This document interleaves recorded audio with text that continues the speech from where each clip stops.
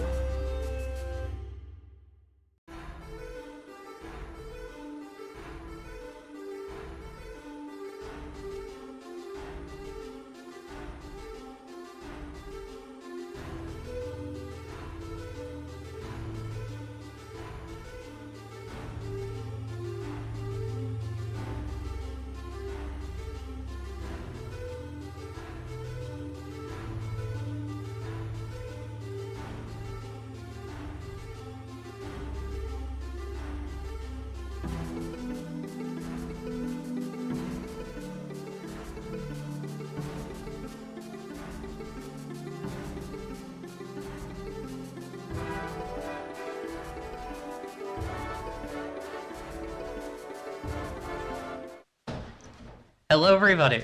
It is October 13th, 2025, and you are watching the Dovecote with Jay Dragon. Uh, Jay, where? Tell the people who you are. They're worried. Hi, hello. I imagine most of you have never heard of me before. My name is Jay Dragon. I am uh, the tabletop RPG designer behind Wanderhome Usabe's Bed and Breakfast and the upcoming 7-part Pact. I'm lead game designer at Steve Jackson Games, editorial director at Possum Creek, and general miscreant and rabble rouser across the good city of Philadelphia. Yeah, Pleasure to be here. As always, I love any excuse I have to come on the Dovecote.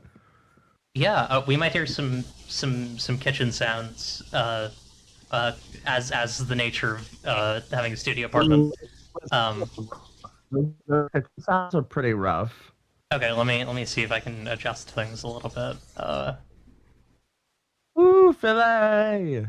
Billy, I Go gotta get out birds! there. We gotta. You gotta, yeah. It's everyone's coming to PAX Unplugged. Yeah, that's true.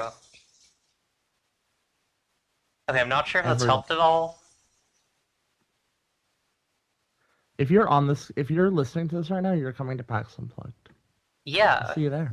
it's you check your bank account. You have like $100 or whatever PAX Unplugged tickets cost nowadays. Oh, I thought the implication was that PAX Unplugged took the money from you when you weren't looking. Oh, Like, I your like bank that. account charged like $1,000 for room and board, and you're like, "Wow, this sucks." Yeah, it's really a question of whether money has been added to your account or money has been removed to your account. Yeah, it's a have you been a good child for Santa Claus, the PAX Unplugged Santa Claus. Um, man, welcome. I'm so glad to be on the Dovecote. It's 80 episodes of the Dovecote. Yeah, My 80, God. 80th episodes, 80 episodes of Dovecote 3 with you. Um, Three? Holy shit. I feel like 3 because I feel like Three, no, 3 months.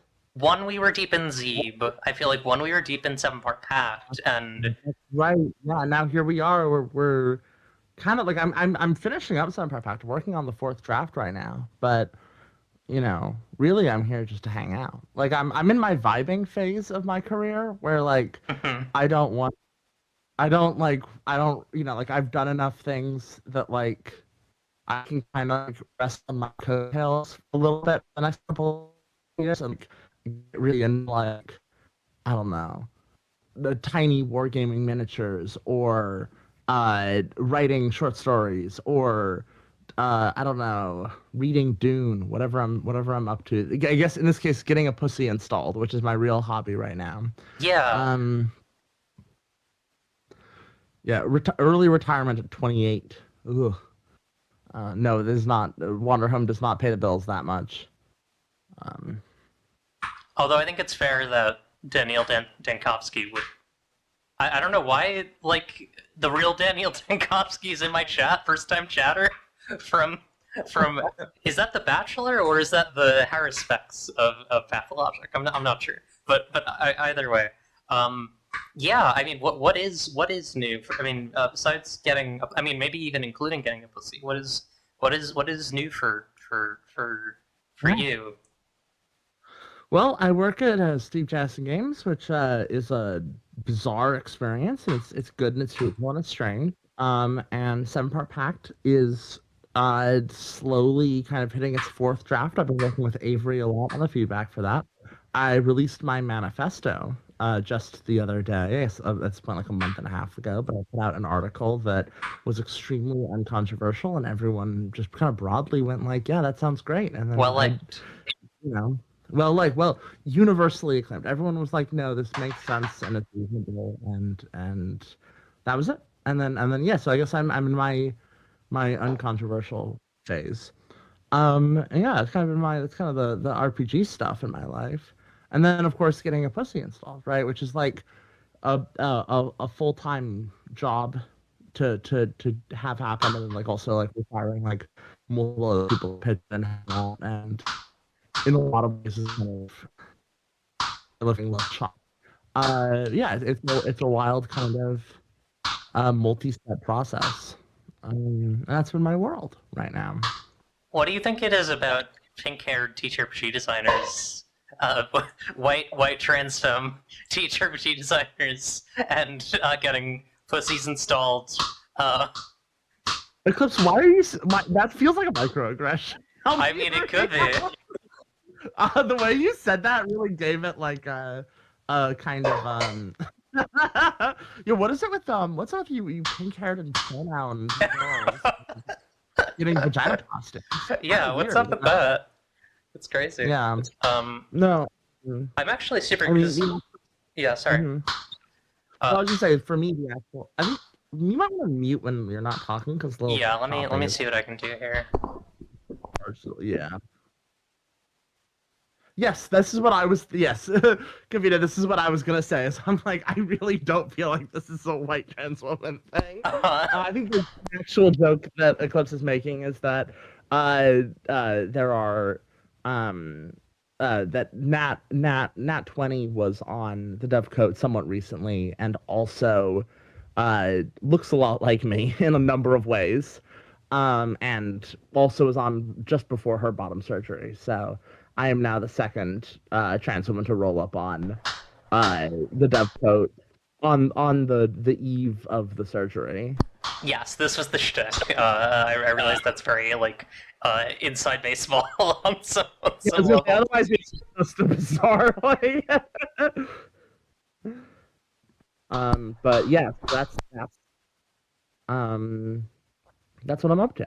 I don't know. Yeah, so I'm doing my young controversial, and then wizards and pussy, and I live in Philadelphia and I'm painting tiny little soldiers. I don't know. Is this 2 hours of talking about tiny little soldiers? I don't think so. What do you want to talk about? Well, I'm super curious because I don't think since the last time we've had you on, you've I think the last time we had you on, the Steve Jackson thing was either under wraps or not a thing, and I'm just kind of curious, like, you know, how has that impacted you? Let's start with you. How has that impacted you and your work? I suppose.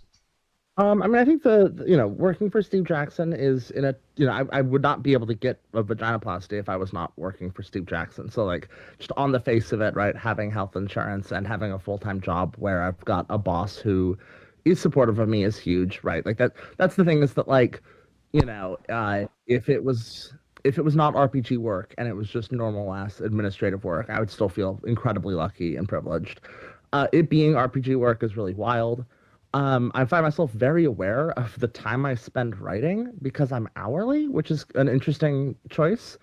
I do find myself being very aware of like, okay, I'm gonna take, like I hyper focus, and then I'm like, oh, and I have to clock 13 hours today because I spent the entire day writing about wizards, and just had like there's just something very, very humbling about being like, yes, this is what happens when the 5 ants kicks in. But on the flip side, it also makes me really aware of, I think, before Steve Jackson games, how much unpaid labor I was putting into Boston Great games, right? Like, the amount of time that I wasn't really considering work that was absolutely and unambiguously work. Like the fact that I put expectations on myself that would be like 60 to 80 hour weeks. And now I kind of have a lot of pressure for myself means that it's somewhat almost harder for me to write RPGs because it's like if I'm writing an RPG and I'm not on the clock, I'm like, what am I doing right now? But in other ways, that's like very healthy for me because I should consider even like the more kind of like ideative brainstorming stuff I do to be kind of, it's important to consider that work. I'm also now aware like when I'm doing RPG stuff off the clock, it's like, okay, I'm doing something that's not for Steve, right? Like there's kind of a very clear division in my head between like, this is for Steve, this is not. Yeah. That's very interesting. I think especially since I as as someone who's been like thinking a lot about my own relationship to my full-time work and like trying to make games, like, the fact that it doesn't suddenly become this like I think that like I can imagine the version of me that's like, oh my god, Jay gets to make games for a living, but like really you're doing the work that you've been doing, Mhm. and you have to separate it out in that way.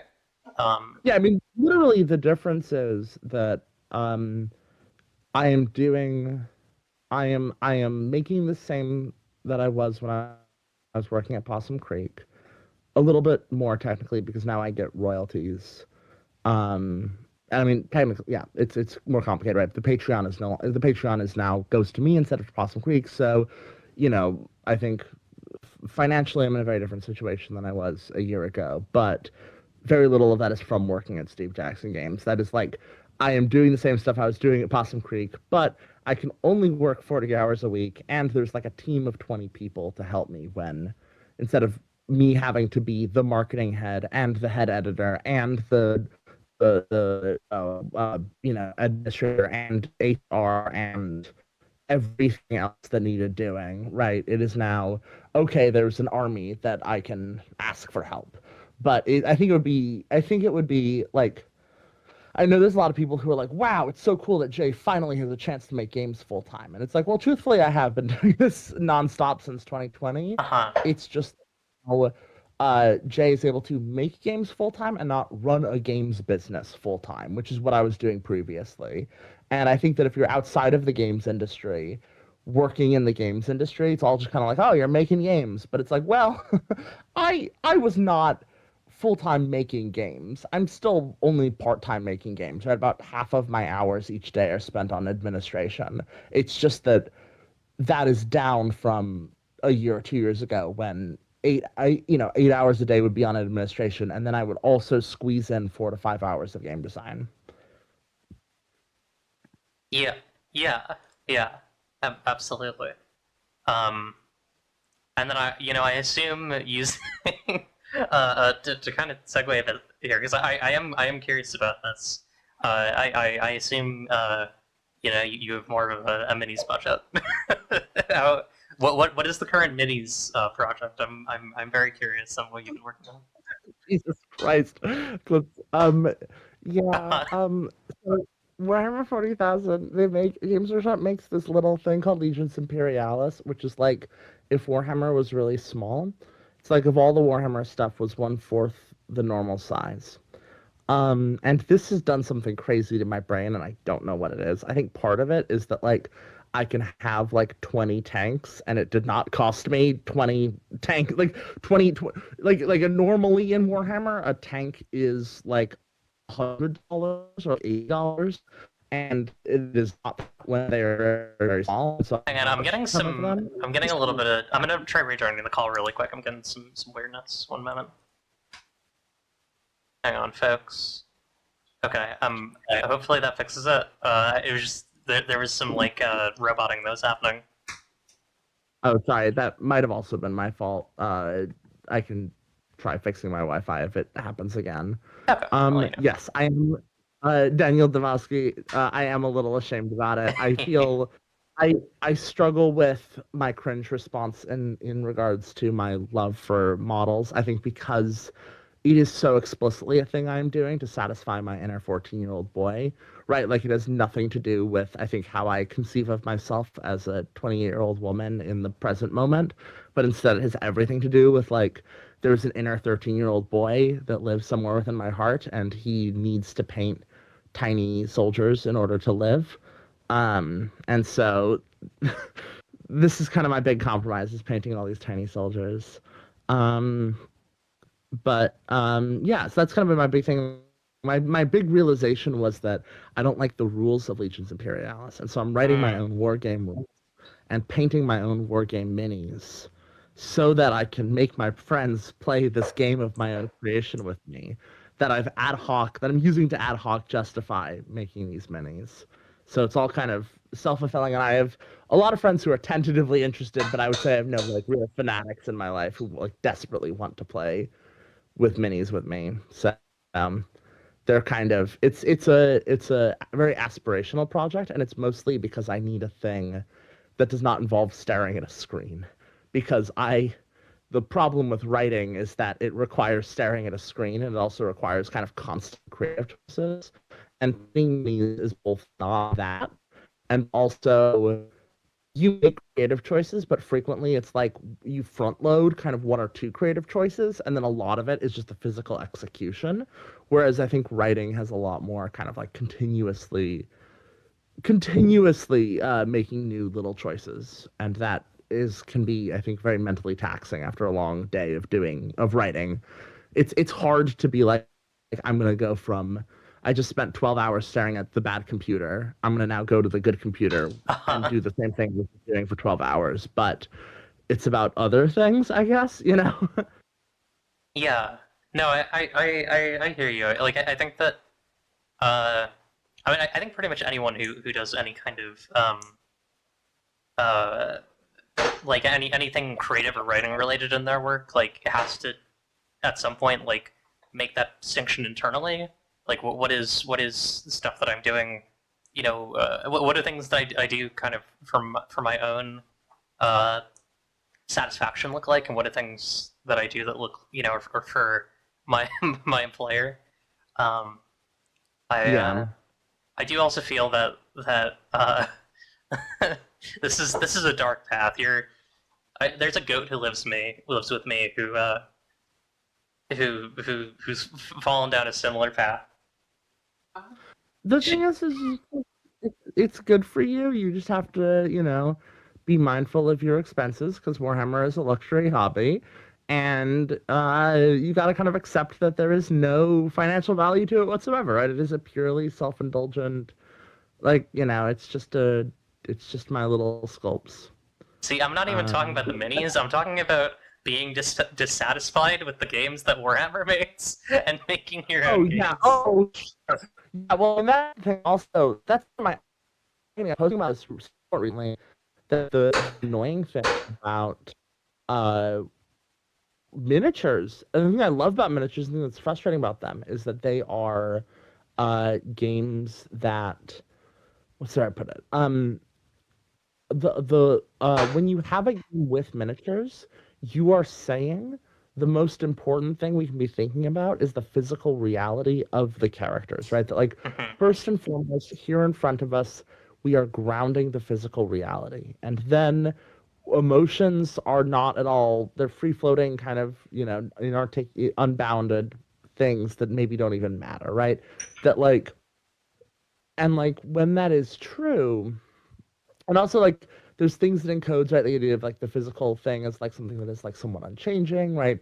The idea of like the physical space being kind of like more important than its emotional balance, all these kind of like things that like are just not often true of the games I design. Like I just don't make games where like it matters to know the layout of a room in the way that like it matters to know the social dynamics at play.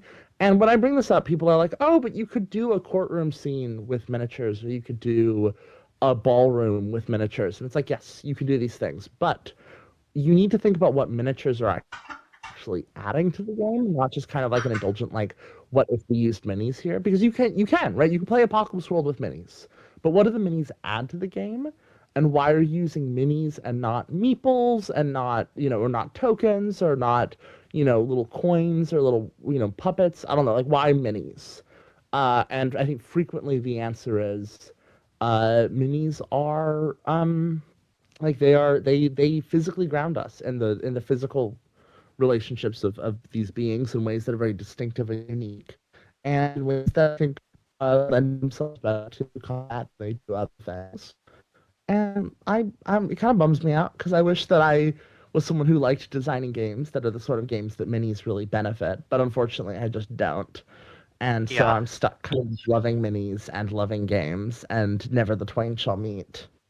yeah, And yeah, what you get is a really interesting kind of like minis are kind of this like interesting crossover space with LARP in kind of a strange way. Like they kind of come in at they come into LARP at the opposite angle.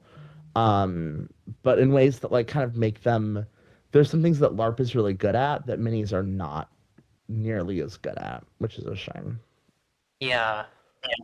Now I feel like I need the macro micro kink minis game that occurs around a LARP, which I think would probably run into some pacing issues, but Yeah, yeah. probably. Um, yeah. Audiovore saying, personally, I struggle with picturing spatial relations, so minis or meeples or some sort of physical representation is nice for me. Yeah, real. Legit. No, the thing is that like minis are very useful, and in games where the spatial relationships are important to visualize, they are very valuable for that. It's just that frequently I'm not designing games where we're really stressed about those spatial relationships. You know what I mean? That like this could be like you don't need the precision of where the guys are in order to like be able to hold present with the game and play the game well. And that still means it could still be valuable to have minis, right? Even then. But, it's like, are we going to go to the work of painting the little guys and gluing them and putting them, you know what I mean? There's just a lot of like, kind of like additional labor that goes into minis. And I think ideally, if I was going to designing with them, I want it to be, I want the payoff to be there. I wouldn't just like tell people, oh, I'm doing good minis if you want. And Sorry. then they do, but. Sorry, I missed a word there. You would want the what to be there? I want the payoff to be there. Okay. Yeah. Yeah. I think if you're gonna do a minis game, it should be like, damn, we can't do this game without minis. It shouldn't just be like, I like minis, so I included them. Yeah. I mean, you can. I'm speaking to me when I say that. You can do whatever you want. If I'm gonna do a minis game, I do not want to, put that pressure on I would need to have that pressure on myself, I guess. Yeah, no, that makes sense. Also, it seems like I'm having audio issues. Yeah, it seems like a. I mean, it's mainly the Wi-Fi thing. It seems like. Do we want to take a quick break for you to mess with that? Yeah, give me literally 1 minute. I'm gonna Okay. and also remind people to send questions. But I'm gonna be please back send in a sec. questions. Send questions to darlingdemoneclipse@gmail.com. All right, I'm gonna put this. Actually, I mean, Jay said she would be 1 second, so I'll chill for a second. An actual full-out custom miniature is an investment of time and labor and care, and the game should care about the investment. Yeah, absolutely. Hey, Lilith, do you have any thoughts about minis? Oh, hang on, I gotta. You're not in the kitchen anymore, so I can turn this down. What's the coolest thing about minis? They're a very good shorthand for a lot of crunch input in games that care about things. You can easily keep track of, the cover, guys behind, distance between, the direction a guy is facing, in a very easy manner, and you don't even need like actual sculpted little guys. I am back. Hello, welcome back. Lilith was just talking about minis. I was asked a question. Yes, I was listening. Yay! I think that's like a good example of kind of the challenges. It's like, I guess to me, like coming from board games, or it's like not coming from board games, but working in board games. I know that I could do minis. I know I could also do meeples. I know I could also do tokens. I could also do like index cards and standees. And I think that to identify, all right, what exactly are miniatures doing? As you said, like pointing, they show direction really well. They show physical relationship really well. I think I love minis. I wish that I made games where it mattered what direction people were standing. Yeah.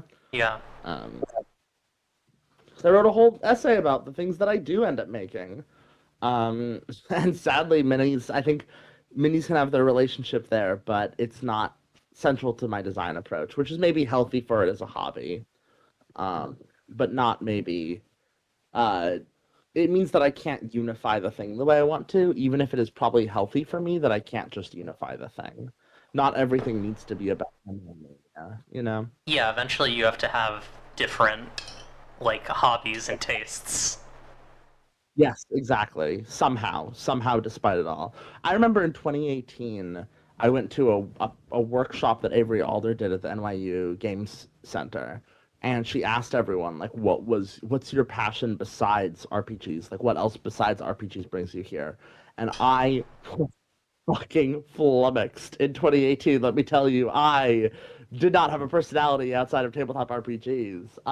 And I still, if someone asked me that question, I would be a bit, I would struggle. I would struggle with it, which is maybe a little embarrassing to admit, but that's how I am. That's that's why I gaming. That's the power of gaming is I can answer that question. Mhm. um, yeah. Uh, what was I gonna? Oh, this message. There should be a game where you have to make a doll of your character and keep track of changes by actually modifying the doll. Uh, that would be dangerous for me personally. I feel. I don't know about that. Yeah, I think that would be. I think Sage the Anagogue was kind of working on that with Susie. Would love to see where she ends up going with that. Um, but yeah, that was to. I think there's a lot of really fun stuff in like extremely intricate, detailed tracking of your character in that way. Um, would love to see more of that. I think that shit's great. Yeah, I agree, and I think there's like a degree to which that stuff aligns very well with kind of perverted art, because it is like it's it's a very perverted thing to do to like write on a body. Um, I mean, Yeah, not necessarily, or but well, I think Susie was kind of a weird thing. I don't know if you had the chance to check it out before Sage got nuked. I read a little But bit, yeah. it was the game where it's like you all are identical Google Sheets, and then Hmm. you experience manipulations that make you experience a solo game that causes you to turn out your own way, and then like you have to kind of try to live together. Sage was telling me about it, and like I think the thing about it to me is like there's something of like this was not a horny game, I guess, in the way that Hawkmoth King Hmm. was. This was a game that was like um more about bodies than about sex, which I don't know, made it feel very well suited for minis. Because in a way that like I don't really know if I'd want to play a minis game that's about sex, but I would really enjoy playing a minis game that's about bodies. You Mm. know, I think there's something about bodies and like the relationship between bodies, and frequently with Warhammer, I think the downside of that is that it Warhammer has a really kind of disgusting relationship with bodies, right? That like fatness is depicted kind of consistently through monstrosity, right? Women are kind of depicted in very particular ways. Uh, Orientalism and fetishization and kind of the body as like the objectification of everyone, right? There's kind of this really rancid kind of objectification that kind of naturally lends itself really well to miniatures due to the way miniatures are, in ways that I think can be very kind of satisfying and fun to flip the tables around, like things like Gang Escher in Necromunda, which is the all women gang, which I think is like maybe the most like trans woman catnip ass character Mm. design I've ever seen. I think that is all kind of stuff. Like, it's all kind of like maneuvers people make that like you can make in minis, but I think also minis kind of allow for really kind of rigorously enforcing what is the norm of bodies, right? What are bodies supposed to be? What does a muscular body mean? What does a male body mean? There's a little bit of controversy recently because as I'm sure you know, Space Marines and Warhammer are all men. Right. Of Even though they are all genetically modified eunuchs, they have to be AMAB. They cannot have been AFAB, genetically Uh-huh. modified eunuchs. But there were some heads in a kit that the way they were painted kind of emphasized their lips, Huh. in a way that is really that like made them look like butch women, even though like literally the only change was that the way they were painted made their lips kind of more prominent than they would have been if they were like that you could paint them in ways that would just make them look like men's bodies, or men's faces, but it kind of caused a little bit of a crisis in amongst certain populace of Warhammer fans because there was the possibility that this man has secretly been a woman, just merely through the modification of some slight secondary sex characteristics, which I'm sure there's nothing political about that.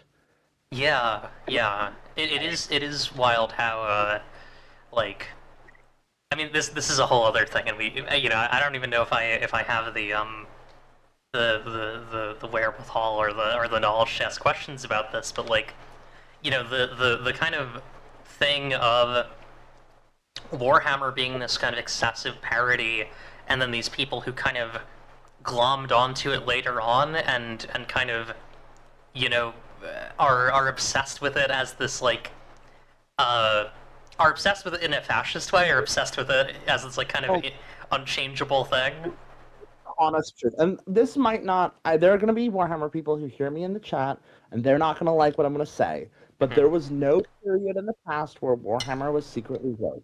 Hmm. Warhammer has always been this centrist liberal imaginary. It has always uncritically reflected fascism. It has always been a world in which the problem with Warhammer's world design is that it is a setting in which fascism is logically true, right? That if Hmm. you are put the logic of Warhammer and you follow its logic, fascism is a sensible conclusion to come to. Right? That like there is literally like, hey, you know the union, the union of miners, those are actually secretly infested by body shifting aliens who are working for an unending swarm of mindless horrors who are going to come in, they're attracting them in, and they're going to break through your border, and they're going to have sex with your wives and produce endless hordes of children, and they're both weaker and stronger than you, and they're also going to take your job, and like, that is like just true in Warhammer, right? In a way that is like uncritically just the migrant crisis, right? The anxiety of non-white people moving into European countries is just uncritically represented as like, yes, this is how the world works in Warhammer. And if you were to oppose that, right, if you were to say, hey, maybe I support the union, maybe I support the lefties, that would in fact be a terrible thing to do, and you would be wrong for it, and people outside of the game, the players, would laugh at you.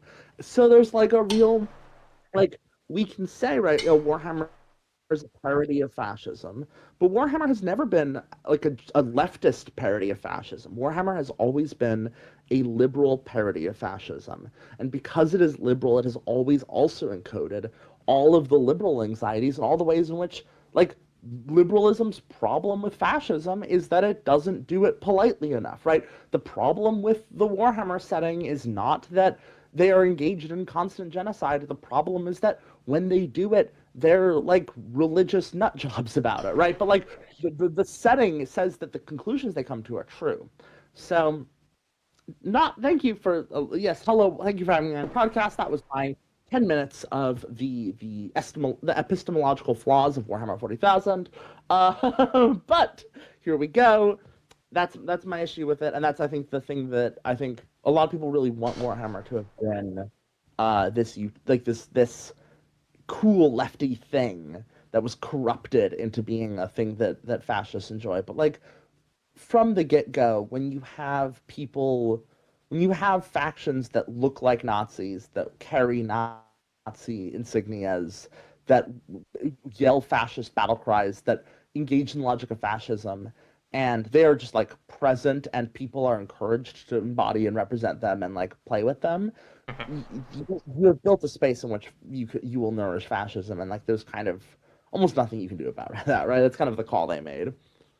I am I'm struck by a dark urge to connect this somewhat to some of the things that I have been frustrated about with like post New Vegas, like post-apocalyptic or vaguely in that vein CRPGs, Yeah. which I think is an issue that does connect back to TTRPGs, which is that like New Vegas is kind of a mess because it was written by like guys with very different politics, but like ultimately I think Josh Sawyer is like pretty leftist, and I think a lot of his views come through in that game. In the sense that like there is a faction of that game that's like these are just good leftists who don't have a lot of power, and they're just doing things good style. And then here's a bunch of like other kind of complicated or reactionary or fascist or kind of like more pirate factions, and I think the lesson that a lot of later CRPGs got from that is, oh, no one is good, and so you wind up with things like fucking Fallout 4's Railroad, where it's like, yeah, sure they're freeing synths, but they're also wiping their memories, and they think toasters should have rights. Or you have shit like, the only good ending in The Outer Worlds is the one where you are like kind of a centrist about a lot of issues because you don't wind up killing the capitalist overlords. You have all the resources and are able to rebuild things. Bioshock Infinite also has this problem, I think, very famously. Sorry, which one? Bioshock Infinite. Oh yeah. Where the two factions are antebellum slaveholders and Black Liberation Front, who also randomly kills babies so that you think they're bad. Yeah, and video games are in a deeper, like an even deeper, fucking like hole when it comes to like any sort of understanding of politics or attempt to represent politics. Yeah. But it's interesting. I think that there is broadly this issue of like, as you say, like this liberal satirical perspective being seen as a leftist one by people desperate for representation of their views. I say this with tremendous compassion to probably most of the people listening, but the United States is like an ideological cesspit, right? Like our Overton window is such a fucking mess that we eat up slop and are like, wow, that really hits the spot because we're so starved for anything that like I don't know. I think I guess I feel very aware of this in RPG spaces when I'm with my indie friends and I'm like, damn, I'm a bourgeois pig. And then I'm like in industry spaces and I'm like at Gamma or I'm like at a conference and I'm like, oh my God, I'm gonna like I was about to make a joke I should make. I'm gonna blow this place up with my radical ideas. Because the I think that like what we can philosophize is so divorced from the culture that we engage in, that like there is no kind of left mass culture present in the United States in the way that I really want there to be, and it means that like, and like that feels doubly true the older the people are that I'm hanging out with. It's the more and more it's like, oh my God, right? Like they think that I'm like they are treating me like I am the most like I'm a radical and I'm gonna like, and I feel like I'm not sufficiently a radical, right? I'm constantly kind of being like, damn, I could go harder, I could go farther. And these people are like, they're very startled just by like 80% because I'm just a woman, right? Just right off the Yeah. gate, I'm a trans woman. I'm in these spaces. Immediately, I am being treated as if like I am the rabble rouser, and then like let's not even get into what I think, right? Like let's not even the fact that I'm a feminist, like heaven forbid. Um, Do we want to go right into what you think? Because that was one of our topics. I was just gonna say, I feel like we've been like what do you call we've been edging them about Floating around it. expressionism. Yeah. Yeah, might as well have opinions. I'm gonna bring in Cordis the Newsbird to talk about Cordis the Newsbird coming in from a beautiful expressionist painting. Ooh.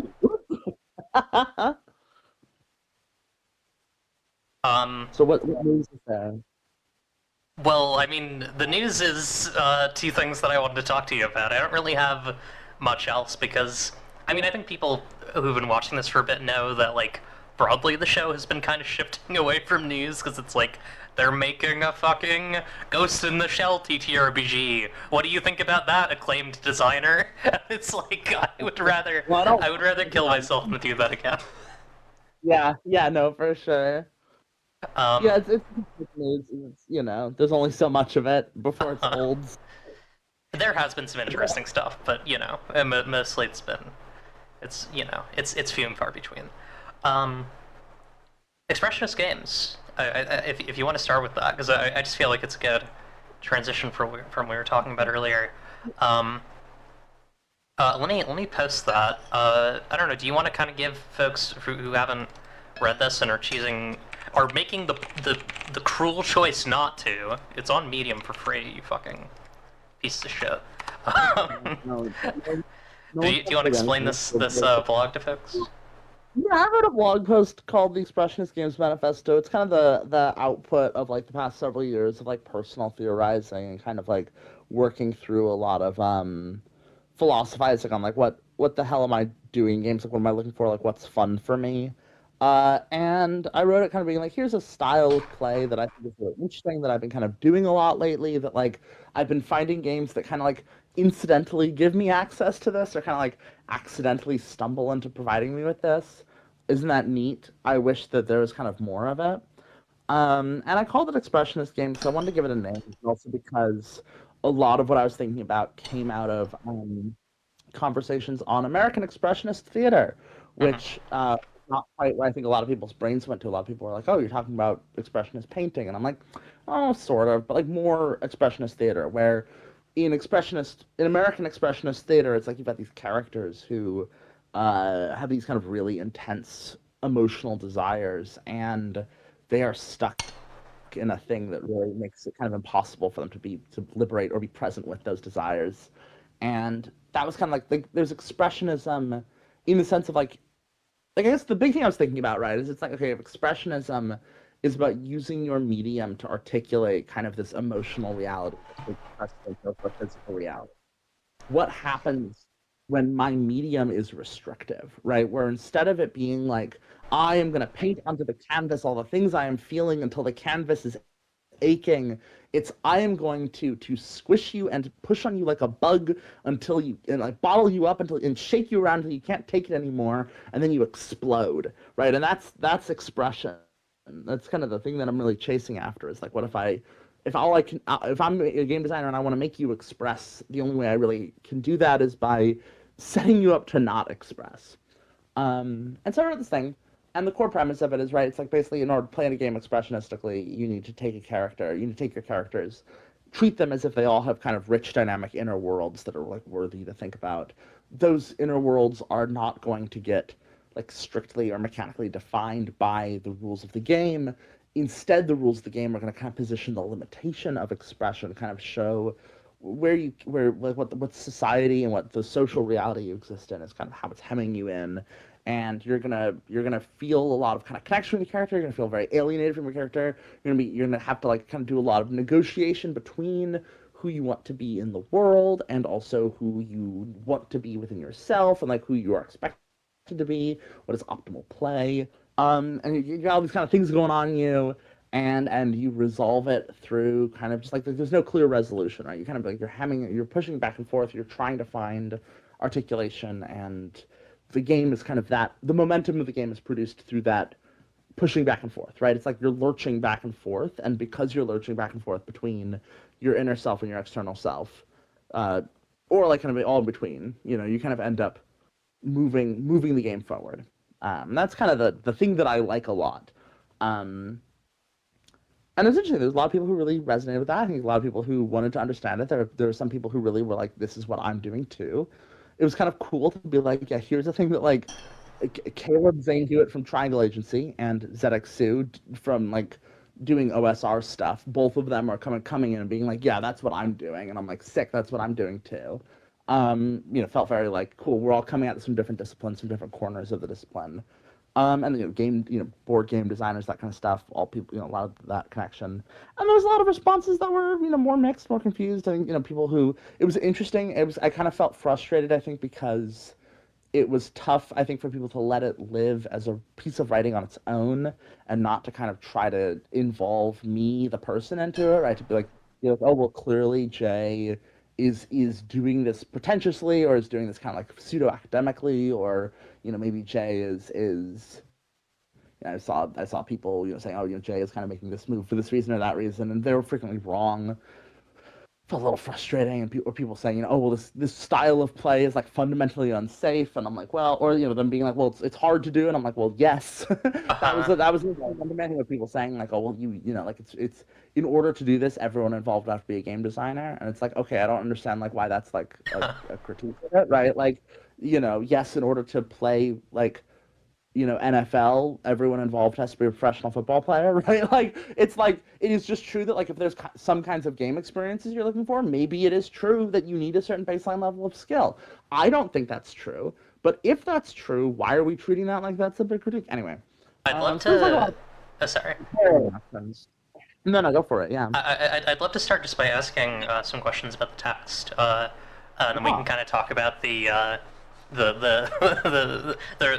some of the more frustrating responses. Um, I'm very curious. And I think this was somewhat answered by the blog itself, but I think I'm sure you've had some time to think on responses to it and stuff. Is yeah. there anything? Is there any part of this like uh, manifesto or philosophy that like any part of expressionist games that you like are hoping to see or like haven't seen much of, but what you would like to see more of in games? I think that I mean, it's kind of a tough question because it's like, well, yes, right? I think if I didn't feel that way, I probably wouldn't have written it as a Right. manifesto. I felt that like it was a thing that a lot of people were doing, and I was like part of that. I would probably write an artist statement, but like it's a manifesto. Like a manifesto, I think one thing I've definitely learned from this is I think a lot of people don't know what manifestos Uh are. huh. And I think that I wrote a manifesto because I wanted to say, here is the thing that I don't think there's that much of, and I would like to see more of it. Um, and yeah, so I think, it's a little bit like, yes, the whole thing, right? I would love to Yeah. see more of the thing I'm describing, uh, because that's, I think if I, yeah, that's kind of the function of what I'm looking for. I guess, like, in particular, I would especially love to see, I guess, like, more people being kind of very intentional about, like, kind of trying to solve some of the problems that expressionism raises, right? Or that people have even brought up kind of in thinking about it, right? Where it's like, hey, how do we go about for example, with Triangle Agency, right, where it's like, Triangle Agency has this really strong kayfabe throughout the book of like, you are a corporate drone, and the game's point is like, well, no, right, fuck that, untangle that. But like, if you don't, uh, if you don't challenge it, if you just kind of buy into it, it's like, well, does the game work? Like, how can the game key you into the joke? That's a really good, that's a problem that I'm really interested in solving. Or like, how do we go about doing this safely? How do we go about having a game where some people are fighting the rules of the game? And how do we Hmm. do that within kind of a realm of safety? That's a really good question that I'm kind of excited to see people solve for. So part of the reason I wrote it also was to say, like, was to be able to set up, right?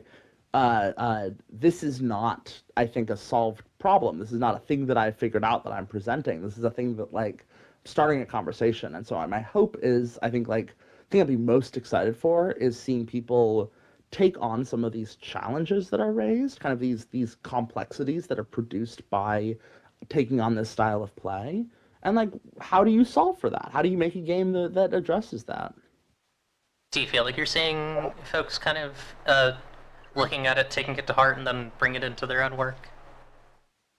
Um, I think it's a little too early for that. I Yeah. think I've seen people talk about the impact this has on the work. I think Caleb wrote a really lovely essay in relation to it. I don't know if it will be a flash in the pan or if it will be kind of a thing that sticks around and helps define a lot of stuff. I won't know which it'll be for, years or even decades. Yeah. It's like sometimes you just have to write things and put them out into the world, and like I think I think this can sometimes be, this is an interesting vantage point difference that I have from you, and I think from a lot of folks who are kind of in the you're on the more indie side of it. I'm on the more Yeah. industry side of it, right? Um, the indie side stuff moves really fast, right? You wrote your faggot games articles, and there were people making faggot games, right? Like it was happening very quickly.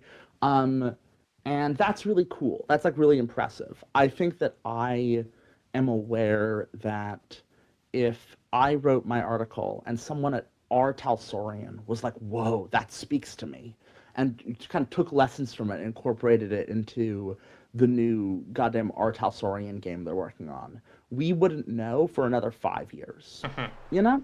So there's kind of a level of like, I don't expect to know how it will land or be truly processed until, many years later into my life. I don't even know, will I stand by it in a decade? I don't know. Like, so I think there's kind of, I'm willing to let it kind of like, I've made this thing, I've put it out there, I've said my piece. We will see if it has kind of the impact I hope for, or if it will not. And either way, I won't know for years. That makes sense. Something I deeply appreciate. And also, I agree with Mindberg. I don't think people know how to make expressionist games yet, and Yeah. that is going to be a huge factor on how they go about doing that. That absolutely makes sense. A thing I deeply appreciate about the blog, and I think broadly appreciate about your work, and that's kind of inspired my own blogs, is just the it's very playful. It's very like I'm not sure what the word is, but it has a lot of like little like it's very like phraseological. Like it's very like referential to your other blogs, and Yeah, that's kind of what's nice about writing blogs is that like I write a blog when I realize I'm repeating myself. Right? When it's something I keep explaining over and over again, I'm like, damn, I need to write that down somewhere. uh-huh. And once I've written it, it's out there. I can just reference it again. That's kind of like the point of it. It's that I can be like, instead of having to explain myself every time I say, hey, by the way, don't forget that rules are a cage, I can just link the book. And people who want to get what I mean can go read that, and people who don't care aren't going to be listening to my words anyway, Yeah, I think there's also a huge element of this this blog that I don't think we've mentioned yet, which is the kind of the way that it kind of contests almost video gamey TTRPG design, power fantasy, so to speak, and I think that is an important thing to be like considerate of, especially when if you're trying to make something that is in this vein. I'm curious, like, where did that come from? What sort of conversations were you having that led up to that? The biggest thing by far for me was Addiction by Design by Natasha Schul, which is a book about the game design of slot machines. And reading that book is probably the closest I've ever gotten to being like, I think maybe games are evil, right? Like, it's so, you realize that we have engineered the mechanism for obsession, right? We have figured out how to make a machine that people will obsess over. And that's really scary. That's like actually a rather scary thing to have like solved, right? That like we just know that there's a pattern of numbers and lights and colors and inputs and outputs that can take over someone's life. And it's really sobering because I think it makes me aware of like, yeah, I don't want that. I don't want to be making games that are pure escapist, kind of lose yourself lifestyle brand games that like you devote, like kind of become a ritualized extension of yourself. I don't want to be making Candy Crush. I don't want to be making, TikTok. I don't want to be making even, to a degree, I don't want to be making Balatro, even though I don't think Balatro is like evil in the way maybe some of these other examples are. I just think I can't be doing that. And I think there's like a lot of where that comes from. There are people who are kind of like, who thought that I was kind of like taking hot shots at some game design tradition or another, being like, oh, is this, when you say arcade, you say slot machine games, do you mean OSR or whatever? And I'm like, no, not at all. I mean, like literally slot machine games, like, which I guess it's fair that people wouldn't have that context, but it is just something that like, it's haunting the back end of the piece. I think is the dread of like, I know how to make a thing that could dominate someone's life without them thinking about it. And I, as an artist, refuse to do that. It's like that's fun in kink, that's fun in play. I refuse to make a thing that just does that to people without their knowledge. And so that I think is where that kind of slot machine element comes from, that kind of background. I'm now deeply interested in, like, I think the antithesis to your, the sort of, I think, satirical antithesis to expressionist games that I really want is the slot machine games manifesto. I want to play games that I can play while smoking cigarettes. I want to play games that make me repeatedly tap on the screen. I want to, like, you are describing the past 20 years of video game design, unfortunately. Yeah. Right, you are describing I want a game that reduces me to a variable in a math equation about extracting money from me. You know, like I want a game Yeah. that makes me uh ruin my friendships because I am constantly chasing a high that it cannot provide. Right? I want a game that slowly and methodically drives me deeper and deeper into a relationship with the machine. Yeah, Genshin Impact, exactly. Uh-huh. Oh, God, yeah. That's kind of that's like yes, it is funny to like I think and I don't mean this at you particularly. I think it's just a good example of like I think that when people are introduced to the idea of like here are here's a thing that I think is good and a thing that I think is bad, Hmm. or at least like here's two things, right? People go like, or even want to say here's a new thing, right? People love to say like I need to deconstruct that, I need to like attack it from the other side, I need to subvert that, and it's like I think with expressionist games, a lot of people have that impulse of like, I'm going to deconstruct this, and it's like, well, you are just constructing it. You have not understood it well enough to deconstruct it. You have just straightforwardly constructed it based on a misunderstanding. I think similarly, it's easy to say like, oh, I want to see the slot machine games, and it's like, well, actually, they're everywhere, and you Uh-huh. don't. It's really actually horrifying. But that's I think it's we are so well trained in like the postmodernist dialectic, the challenging the established truths that I think sometimes that impulse can lead us astray. Yeah. To be more clear about what I meant there, I think what I was trying to say is that I would be interested in the blog that is titled Slaw Machine Games as as sort of satire of the former thing you were talking Totally. about.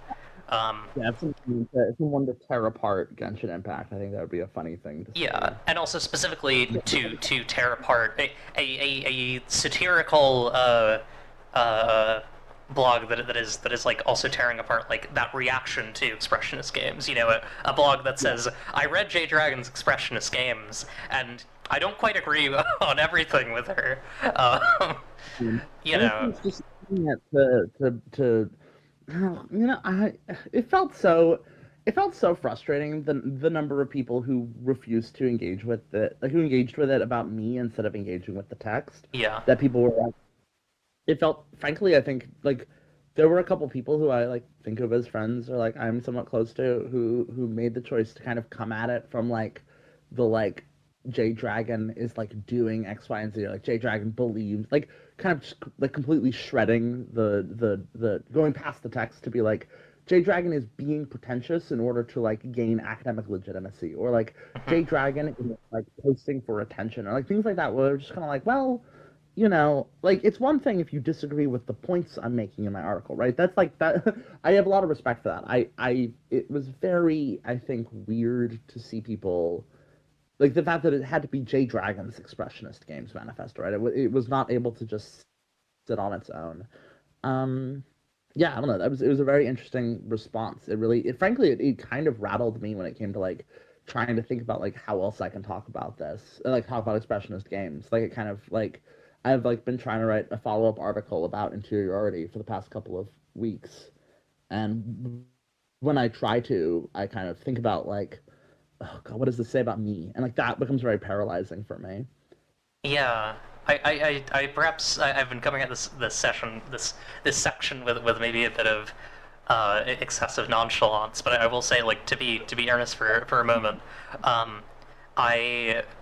I told you like I knew when I started reading this when I started reading this blog as a designer in the space who's making things now that don't necessarily look like this I knew that welling up inside me was this thing that was like, oh my god, my friend Jay is writing this thing about this type of work that I don't do and saying that it's good and you need to get mad and I like you know I'm like an adult, so I made not to putting up the "this is my opinion" text. I'm an adult, so I decided to resist that urge and read through what you're saying and process it and kind of think about okay, how can I explore these ideas in work that I'm doing? What games have I read? Uh, that did this, and I'm not saying this because this is some extraordinary thing that I'm doing. I'm saying this is like this should be your baseline interaction with a thing if you have that kind of reaction. You know, you need to try and like you gotta be normal. You gotta go like college mode on it, I think. And I think a lot of people also just don't have the don't come from like that or like haven't internalized that mode of reading, like one where you're looking at a thing as a lens uh instead of like this hard this hard needle that you need to dig into your head and internalize or otherwise reject entirely. Mhm. Also, I think with games, where there's kind of this idea that like there's gonna be a one fun, correct way to play games. Right? There's kind of like a little bit of like a desire of like there is the right way to play games. Anything that is not that like everything must feed into the right way to play games, which is so antithetical to how I believe games are that like when I encounter it, it is deeply confusing for me because it is just so alien and distant from me that like when I wrote it, it was like I think that like full respect, like adore the people in my life who read it and were like, oh, this isn't for me, and I was like, cool, great, you know what I mean? Like hell yeah, it's not for you, right? There's lots of phenomenal ways of playing and designing games that are not for me, right? I make stuff that's not for everyone, right? That's practically that's what every reviewer says about my work when they encounter it. It's like, wow, this is cool, but it's not for everyone. And I'm like, yeah, it's not. Right? Nothing's for everyone. There's like I think that like it was interesting. I think the most positive response I saw, like broadly from communities, where I think communities who were used to being a plurality, right? That the OSR broadly had like a lukewarm to positive response to it, right? Whereas either this isn't for me or this is cool, right? There was kind of a mix, but it was generally pretty chill because I think the OSR is really used to the idea that they are one uh, that they are a plurality of perspectives on how to play a game at your table, right? That like there's no correct one way to do OSR, there's no one correct way to do games. They know people are off doing their weird story games and they kind of pay them no mind, whatever you gotta do, right? Uh-huh. Whereas I think that there's a mindset, there's an approach that has emerged a little bit that comes from, and I say this with love. If you're listening and you're like, I'm one of these people, I'm saying this with love. I think there's a lot of folks who were in D&D, and then they rejected D&D, and they came to Blades in the Dark, and they came to Powered by the Apocalypse, and they came to Fate, and they came to Uh-huh. Fiasco, and they came to Wild Sea, and kind of these games that in some ways resembled some of the things of Dungeons and Dragons, but there's a GM. You're making, like they're making particular roles. You're sitting at a table in a particular way. You're modeling campaigns in a particular way.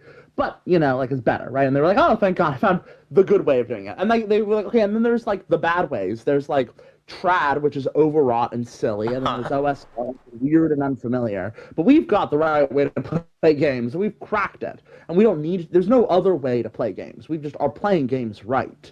And then when I'm like, well, here's another different way of playing games that like is not in any particular way. It's not saying the way you're playing games is wrong. It's just saying here's another way you can do it. I think that if you're not used to the idea that there could be other ways to do it that like are worth consideration, I think it was a genuinely unnerving experience to have someone who maybe like I think for some people, right, it's like my work is really kind of central to their like Wanderhome fits into that canon of PBTA and Folks in the Dark and all that stuff I just listed, right? Wanderhome's part of that. And so to have me say like I've been having fun playing games in a way that does not fit with your idea of fun, I think genuinely really routed some people. Mhm. I mean, that's their right. It feels very weird to be on kind of the other end of that. Um, it feels especially weird to have people be like, oh, the way, like that uh that somehow, I think that it's really interesting, right? To have to kind of like, I kind of wrote it as a little bit of a rallying cry, and maybe that meant that I should have been more thoughtful about the fact that some portion of my audience would have like a almost a little bit of a fear or like a panic or like a trauma, like a fight or flight response to it. Um, I don't know if I could have anticipated that though. I think that's kind of on them. A little bit. Yeah. Uh, just want to present some text that I think might be useful for some folks. Oh god, it's flipped. Hang on. Wait, no. From Charred Waste, not sure if this is where it started, but people be saying things so definitively, like, man, I think it depends. I think it's, like, What a heavenly post. really Truly, important philosophical grounding point.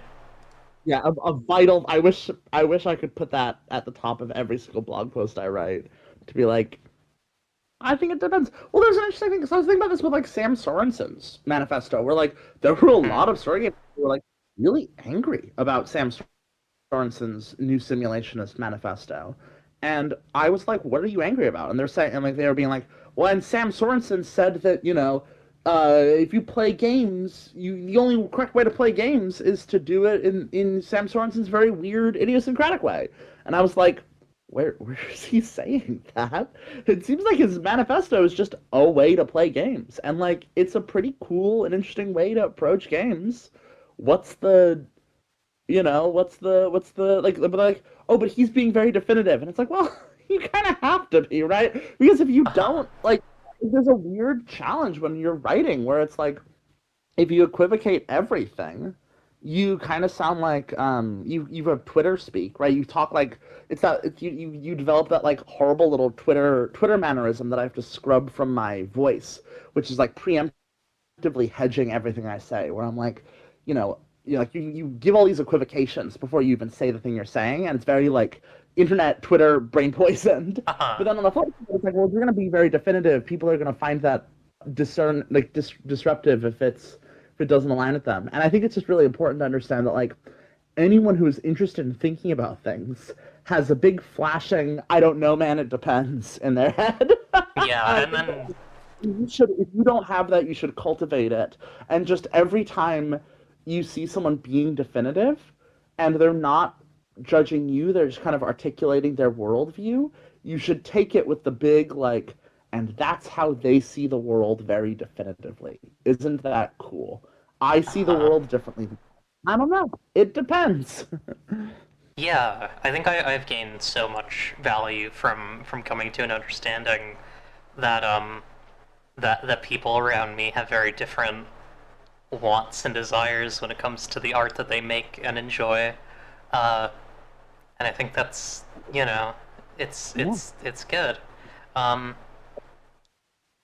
Yeah, I don't know. Anything else we want to talk about with regards to this?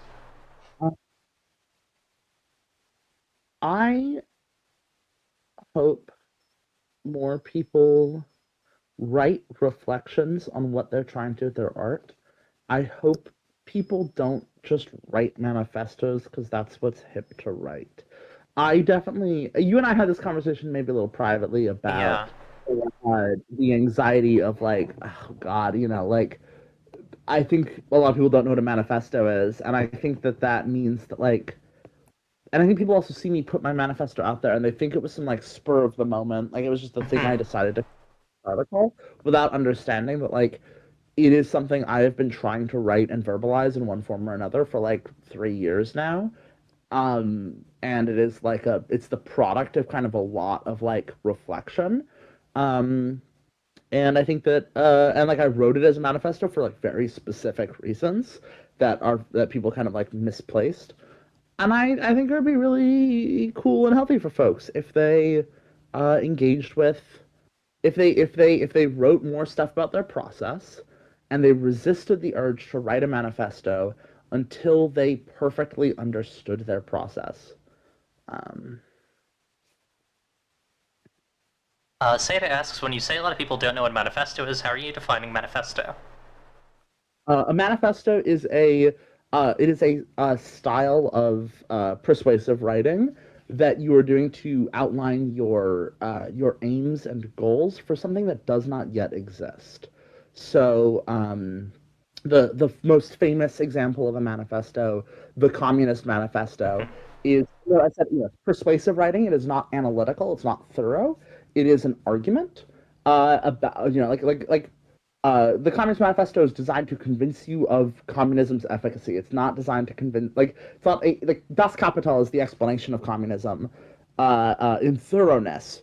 The Communist Manifesto is persuasive first and foremost. It is outlining the aims and goals of communism. It's kind of laying out like this is the thing that will be produced, like this is how it will occur, and it's also saying like, like communism does not yet exist. So you're saying like this is a thing that we are working to make, and here's my set of aims for it, right?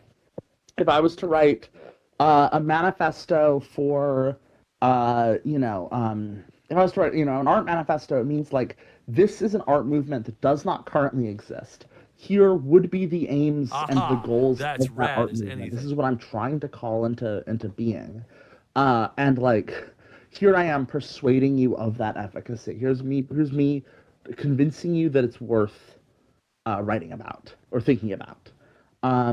I think I see a lot of manifestos that are about things that already exist, which is not a manifesto. That is an artist's statement. I think I see a lot of people expecting manifestos to be systematic, which is not a manifesto. That is like a book. And I think or like just kind of like a body of work. Or I see people, like expecting manifestos to do something besides outline aims, right? To expect manifestos to like I don't know, like analyze text that exists, or kind of Mhm. make moves that are not kind of the things that manifestos need to do in order to outline their aims. Does that Yeah. make sense? Yeah. I think crucially, Faggot Games is not. I think nothing that I've written for Faggot Games is a manifesto. Um, I agree. yeah. Um, I think it can also be a call to arms without being a manifesto, yeah, right? Like absolutely. I think that like faggot games. If faggot games was a manifesto, I think you'd be really trying to kind of like outline. Uh, uh, I think you would be. I think you would benefit from outlining, like what is what do you call if you were trying to do faggot games the manifesto, you'd be really not just outlining kind of like the philosophy, but like the aims, the mechanism. You'd be like kind of like trying to really like it'd be like it would be I think like you take kind of like an approach of just being like this is a thing that I think is important. I'm going to think about it. I want other people to think about it, which is like a call to arms. It's very manifesto adjacent. You could reframe it as a manifesto. I think it's stronger for not being a manifesto. Yeah, I agree. I think listen, I just jack off and use the other hand to write stuff on my computer. It's not that deep. And also, I say explicitly in pretty much every Faggot Games thing. This is like me writing this in the process of writing things and being surrounded by people who are also writing similar things. Um, Very Mm-hmm. specific definition of manifesto. I don't know if I have the I don't know if I can be the auditor of what the definition of manifesto is, but um, yeah, I don't know. All right. Do we want to take a little break and then talk about awards? Yeah, sure. Let's talk about Clayton's article. All right. Let's take 5. See you all in a bit.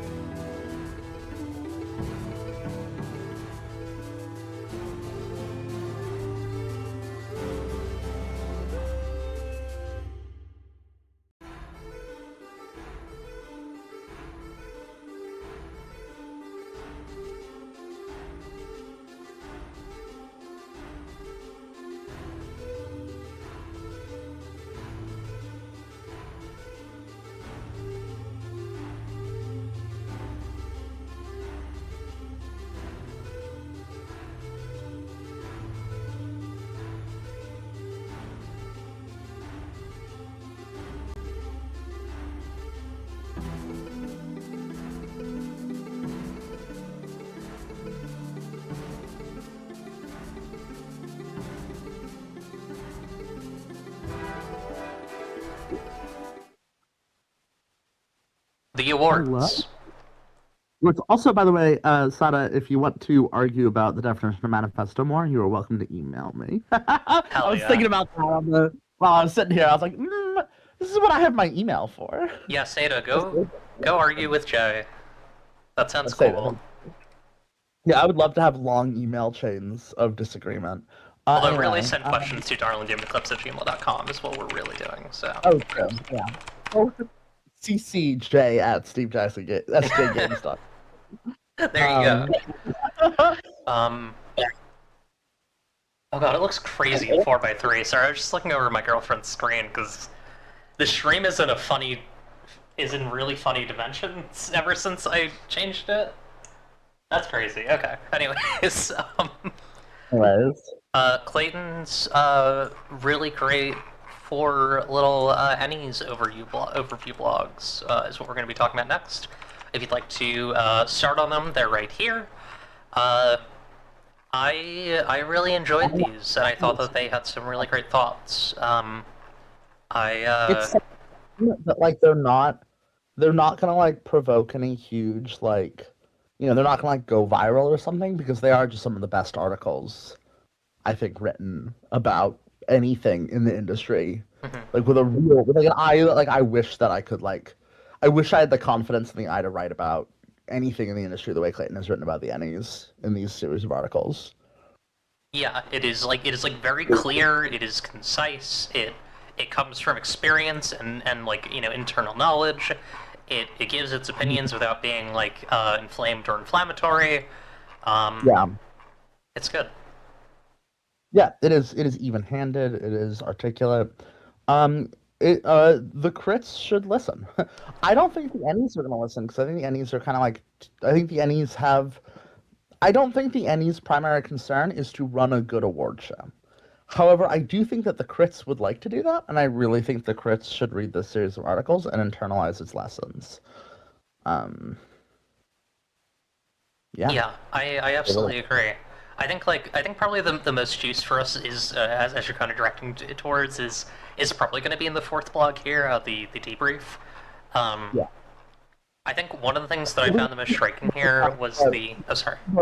We can't ignore the fact that the Ennies use Facebook Messenger for their communication. Yes. We have to know that in our hearts and remember that as we keep going. I think one of the things kind of detailed, or I guess part 3 and part 4 both kind of go through things that I think are interesting to talk about here.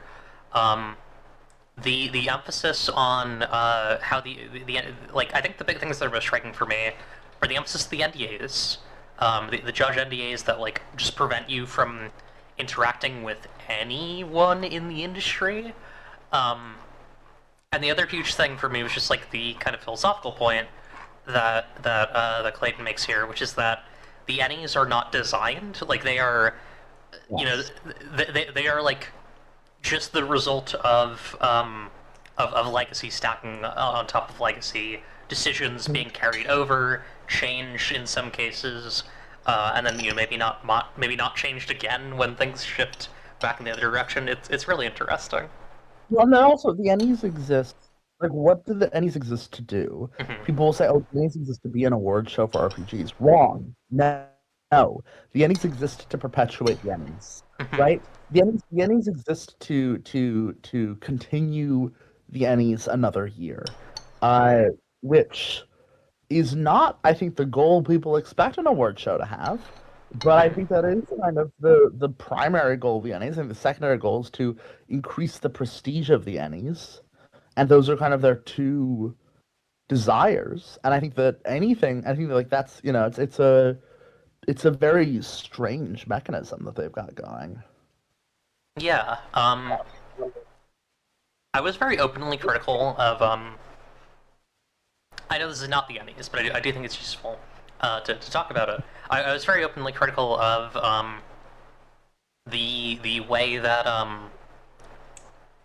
the way that the Crit Awards stream looked and sounded. Um, it had this like blaring music, and one of the people kept trying like one of the people who was like announcing winners kept like trying to promote the Kickstarter for the Dragon Prince revival. Um, Oh, and like I know this might seem like very unrelated things, but I think one of the no, points that no, no, those are related. That's very, very strange. yeah, I think like one of the points that's made here in Clayton's article is that like a good award should be web first, and I think part of that is like creating a show that is personable, that is not that doesn't have anyone who's trying to sell you something, who's supposed to be announcing awards, and that is like kind of a well-designed show, and has I think Clayton emphasized the web page, which I think is a huge one, each part of this. Yeah. But yeah. I maybe can be a little bit blunt about this in a way that you can't or wouldn't be. I'm gonna maybe say something that you don't agree with this. This is my opinion. This I get the red flashing text now. This is my opinion, not yours, Eclipse. Mm-hmm. I think that the crits are a really good example of some. I think once again, yeah, thank you. This is my opinion. This is not yours. If anyone at the crits get mad at you, they shouldn't. They should get mad at me. Um, I think that the crits are a really good example of what happens when you try to blindly recreate the Ennies without understanding the logic of the Ennies, and you end up with like the Ennies themselves are a cargo cult of other award shows, and the crits are kind of a cargo cult of the Ennies, blindly readapted onto actual play in a way that I think becomes really incoherent. Yeah, yeah, We pretty both have much. little opinions. Yeah, Yeah, cool. pretty Yeah, much. your opinion. Okay. I wasn't sure how blunt we were gonna be with the hot takes. I don't know. I know there's not that many people listening, so we're likely this is not gonna be the big drama kindling. But um, I can say that because I don't work in actual play, I work in design, so I could not be this blunt about an equivalent game design award show, but I can be this blunt about an actual play award show. I do not think that it accomplishes the goals it sets out for. I think it is also poisoned by commerciality and sponsorship and finances in a way that really kind of undercuts its entire deal, right? Like when you have an awards show where like openly the sponsors are also, like there's conflicts of interest all over the place. Mhm. There's like enormous kind of issues around like the thing you just said about like the announcer trying to shill a Kickstarter. It gives the quality of like, hey, I actually kind of get why uh uh the Ennies have their crazy NDAs because it seems like the naive opposite of this is what you Uh-huh. end up with the crap. That's really bad. Yeah, I should probably disclose as we're talking about this. I did produce the awards for 2024, so that is like not the credit awards, but the award, the Yeah. awards. I will Um, say my biggest issue with the awards is its stupid name. yeah. I give a lot of respect for it as a thing. However, I do find the faux irony to be really, really exhausting. I think that will be my final hot take on awards this evening. I do not like how it seems like the alternative to the barefaced consumptive financing of the crits is a pseudo ironic tongue in cheek award show that manages to like do a lot of things right, but at the same time render itself completely useless for like any of the other functions of award shows, such as promotion or legitimacy. Yeah, yeah, no, I agree. Um, I mean, listen, this the thing is, this blog does kind of have me thinking about like what shape a Dovecote award thing would look like. You know, it wouldn't be so serious, but I am interested in like, and I guess that is the issue, right? Is that the very issue you're describing is that I'm gonna make some silly fucking thing. Yeah, you can joke about it, which like that's fine. It's fine to be silly. No harm in being silly. But also, that's how you get the Diana Jones, right? The Diana Yeah, Jones started as a joke, with its name even being named after a fucking destroyed board game that got ripped in half, and like Diana Jones being the chunk that was legible. And it was a joke. It was a stupid joke, but it was the only award ceremony in RPGs. And so it became this like really important cornerstone of our of like the culture, and like it's had to do a bunch of stuff that it was not equipped to do because the people who made it like weren't thinking 40 years in the future. And like that's okay, but it also I think can be really unfortunate when the only things we're left with are either jokes or crass, mindless commercialism. yeah. No, I absolutely agree. Um, I am nonetheless I'm hoping to do something very small in December. I think it would be nice to have some folks come on and talk about games that they like, and then kind of you know, I I think think that could be kind of sweet.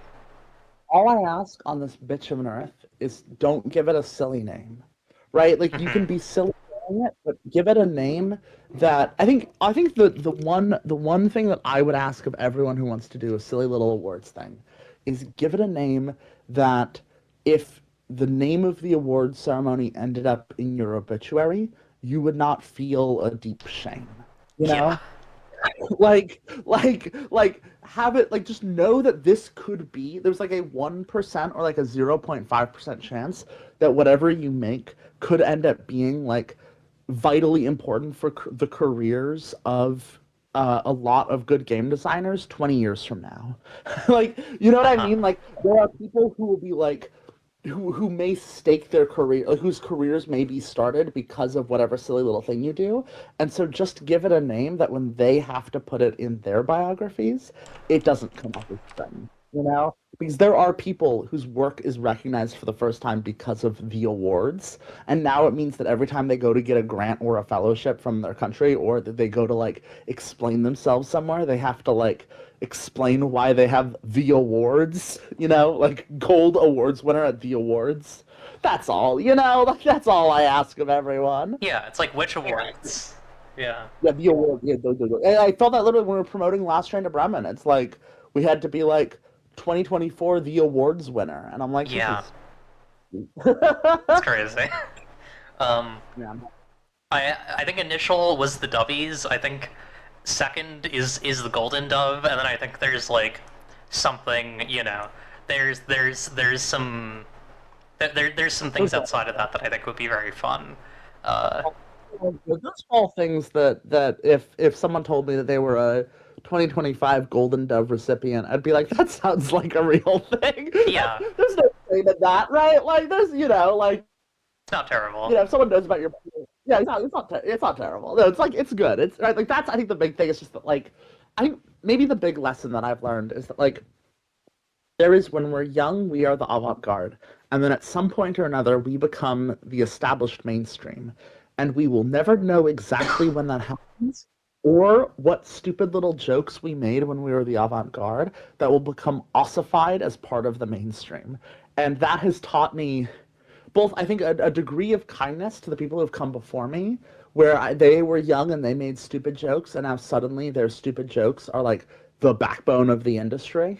But it has also made me very aware of the fact that I try my best to be mindful with what I name things, what I do with things, how I frame what I do, just because I know that what might be a stupid joke for me may, for a designer coming up, it may not be a stupid joke for them, you know? Yeah, that makes sense. Yeah, sorry for the deeply sobering. No, I think that's a great thought. Nick in the chat. My God, my heart goes out for you, right? Like, you're working at IPR. I'm sure is also very aware of that. Um, yeah, it is. I mean, I've had teenagers come up to me crying, being like, "Oh my God, you're my idol," and I'm like, "That's that's a big thing to say about me, because I don't feel like I'm equipped. Like, no one ever feels like they're equipped to be someone's idol. I just have to accept the fact that I have to be really thoughtful about what I have to like. I have to like carry intentionality with me, and I think that the thing that was really scary was the realization that like this happened to me, and it's not like, I think I'm more famous than most game designers, but like it's still, there's a degree of it, right? There's a way in which like casual actions on my end can end up being really huge for someone else. So I try to just really be uh compassionate with that, you know? Yeah, the Vashti Bunyan song, "Some morning skies are yellow, and over my head they're blue. What happened to the green in between? It happened to me too." It's like, Yeah, yeah. yeah, it's gonna happen to you. You're not gonna the greens. You're not gonna recognize the green. It's gonna happen to you. You know. Also, it's like, Meinberg, you're in the chat, right? Are you establishment? No, but, were you, like, was an offhand conversation we had in February 2020 at Dreamation, like, very influential and impactful for me, and something that I still carry in my heart? Yeah, absolutely, Huh. right? Like, we have ripples, and we have impact that we can't imagine, right? Like, our presence carries on beyond us in ways we can't expect, and as we write and put art out into the world, our presence grows in ways we also still cannot expect, right? That, like, part of what being a tabletop game designer means is that I have made a book that people take into their lives and they share with their friends, and they experience this kind of valence of this world that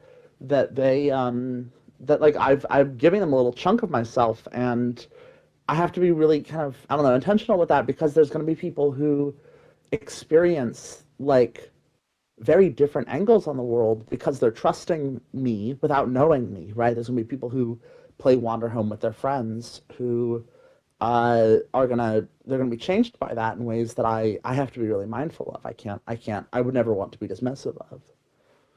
Yeah, that makes a lot of sense. I think that connects well to the thing we were talking about earlier. Like,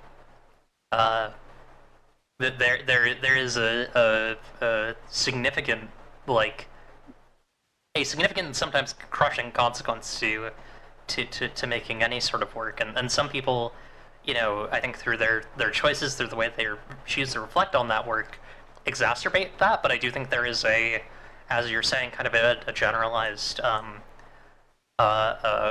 consequence to pretty much anything you put out, anything you do.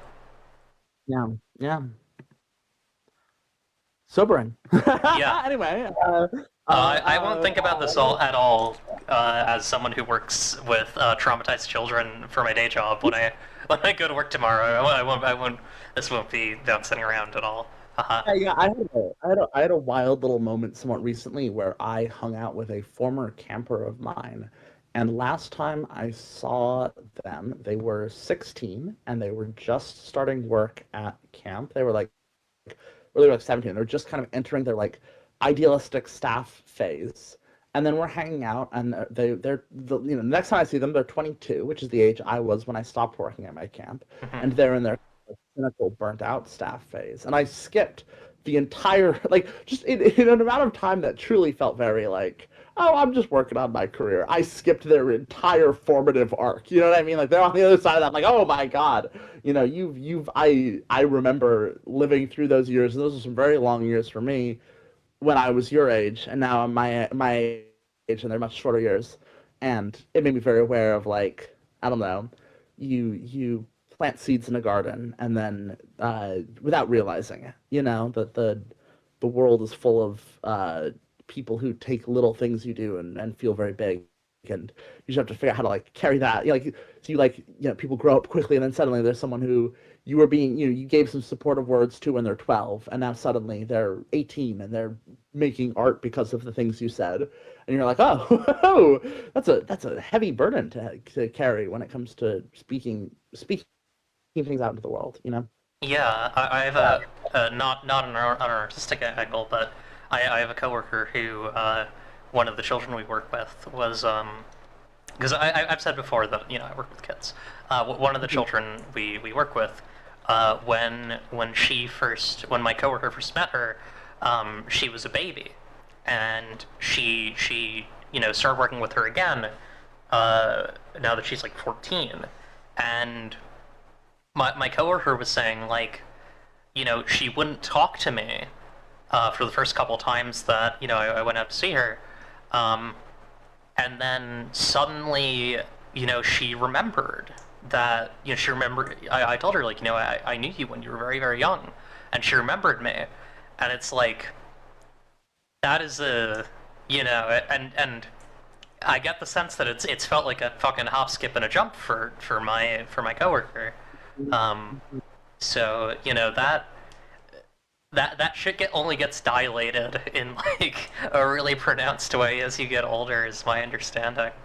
And it's beautiful and very, very scary. Yeah, yeah.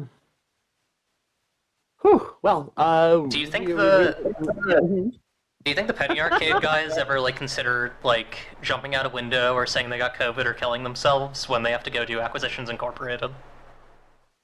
I mean, surely. Yeah, absolutely.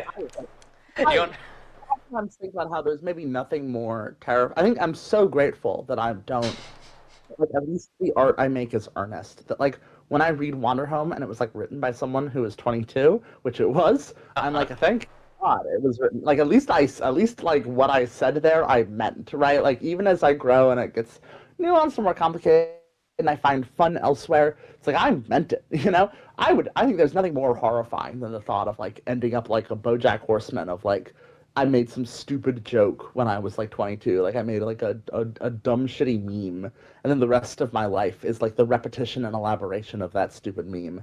Like, the Annoying Orange girl, the creator of The Annoying Orange came out as trans, and I've never felt so much like compassion and heartache that I did for her when I learned that in a moment, in that moment, because it just felt so scary to be, like I felt the fear of being the egg stuck making the annoying orange. Yeah. Like, I don't know. There was just like an existential dread that settled into me when I learned that she's a trans woman, and I felt so much like care and pity and worry. I don't know. I guess, which is like, I don't know. There's nothing practical to take from that. That's just like the anxieties of a girl who has only started gaining context and awareness. But like, damn, isn't that like, man, that voice is really the voice that a girl does when she's making fun of her anxieties about her high-pitched voice, isn't it?